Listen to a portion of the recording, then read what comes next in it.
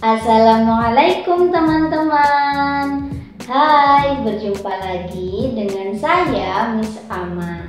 Hari ini Miss Ama akan mengajak teman-teman mereview sebuah buku. Bukunya berjudul apa ya? Teman-teman mau tahu? Kalau mau tahu, jangan lupa subscribe, like, comment, and share.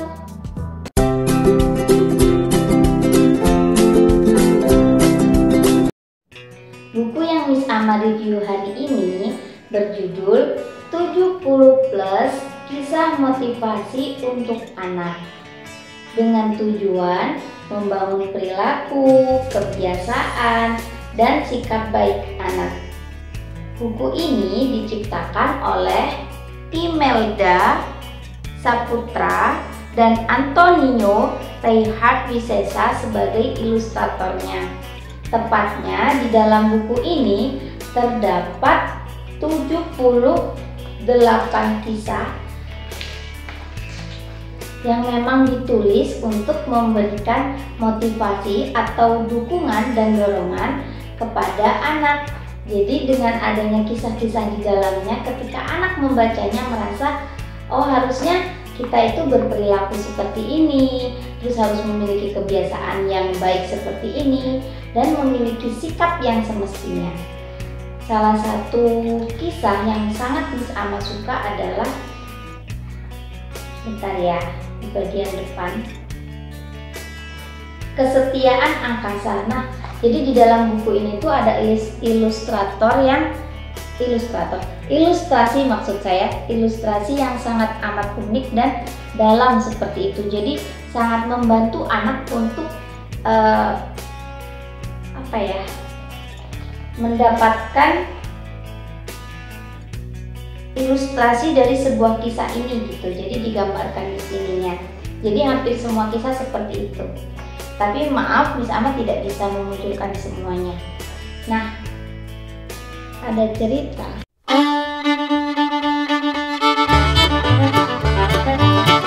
Teman-teman penasaran ya, seperti apa kisah dari kesetiaan angsa?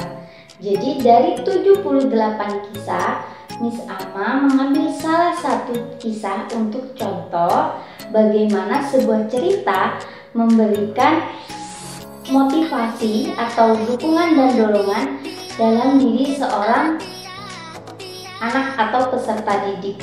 Jadi sebenarnya motivasi itu kan bisa berasal dari luar dan bisa berasal dari dalam diri, seperti itu. Nah, dari kesetiaan angsa Miss Ama belajar seperti ini. Jadi dalam kisahnya diceritakan, kalian tahu angsa kan? Angsa sering digunakan sebagai simbol kasih sayang. Kenapa ya?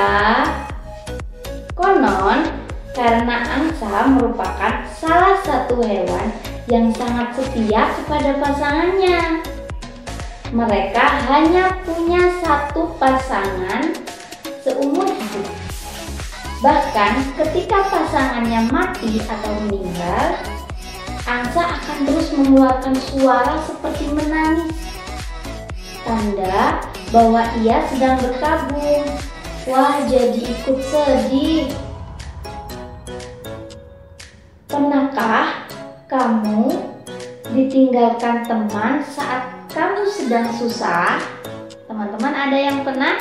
Miss Ama pernah, pasti semua orang pernah. Bagaimana perasaanmu? Pasti sedih bukan? Setia ketika semua baik-baik saja mudah dilakukan. Tapi setia kepada teman yang kesusahan atau setia kepada Tuhan ketika dihina, ketika kita diejek, punya banyak masalah, itu baru hebat dan luar biasa.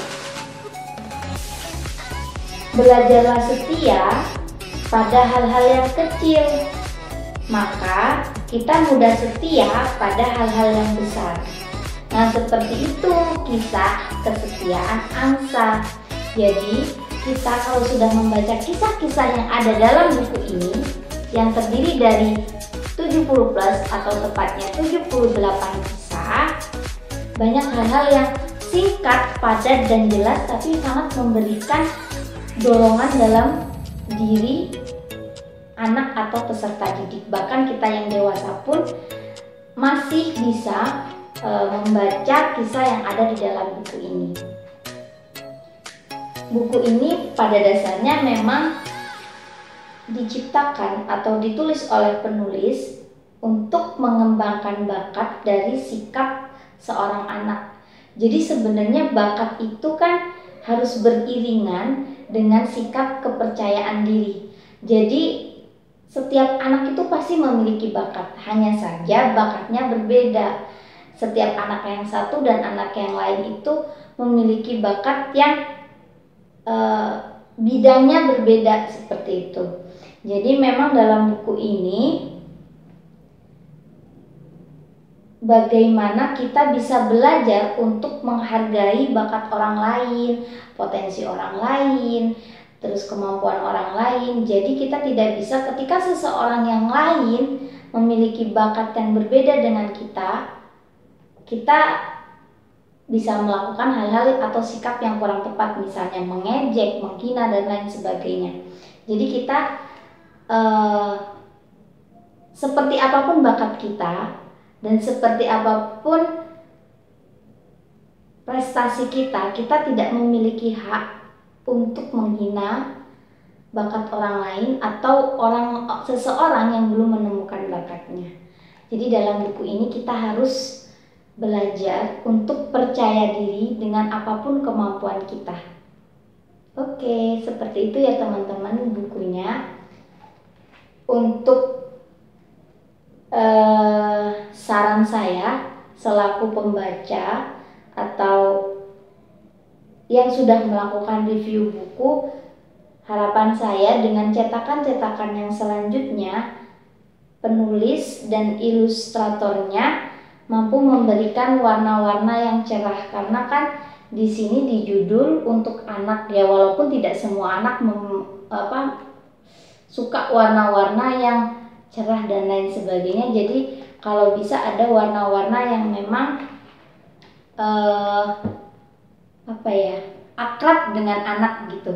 Jadi misalnya ya warna blue, warna green, warna pink seperti itu. Jadi kalau di sekolah itu kan yang paling akrab di sekolah itu, misalnya kalau di tempat saya mengajar ada warna merah, ada warna hijau, ada warna biru, ada warna kuning yang memang dasar untuk anak-anak seperti itu. Semoga review saya hari ini bermanfaat bagi teman-teman, khususnya anak-anak dan peserta didik.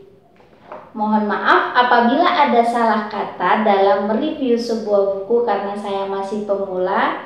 Mohon dimaafkan. Wassalamualaikum warahmatullahi wabarakatuh.